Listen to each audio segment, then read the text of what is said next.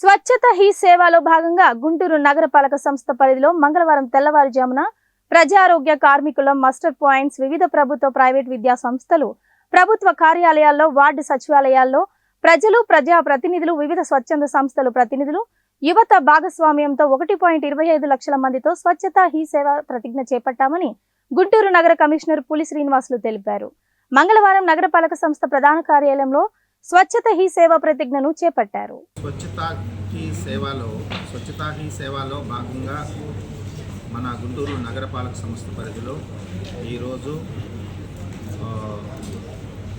Mass gathering తోటి అన్ని రకాల ఇన్స్టిట్యూషన్స్లో ప్రతిజ్ఞ చేయించడం జరుగుతుంది.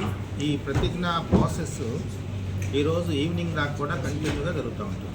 మార్నింగు మన శానిటరీ వర్కర్స్ తోటి స్టార్ట్ చేసాము ఉదయం 5:30కి. ఇప్పుడు ఎడ్యుకేషన్ ఇన్స్టిట్యూషన్స్, తర్వాత వార్డ్ సెక్రటేరియట్స్, ప్రభుత్వ కార్యాలయాలు అన్నింటిలో కూడా జరుగుతుంది. అదే మాదిరిగా మనకి ఉన్నటువంటి 3 కాన్స్టిట్యున్సీ పరిధిలో కూడా ఈరోజు 5 గంటలకి గుంటూరు ఈస్ట్, 6 గంటలకి గుంటూరు వెస్ట్ కాన్స్టిట్యున్సీ, అట్లానే ప్రతిపాడు కాన్స్టిట్యున్సీ మధ్యాహ్నం 3:30కి గౌరవ ఎమ్మెల్యేల యొక్క ఆధ్వర్యంలో మరి ఎమ్మెల్సీలు, గౌరవ ఎమ్మెల్సీలు, ఇతర కార్పొరేటర్స్, ప్రజాప్రతినిధులు కూడా పాల్గొంటున్నారు.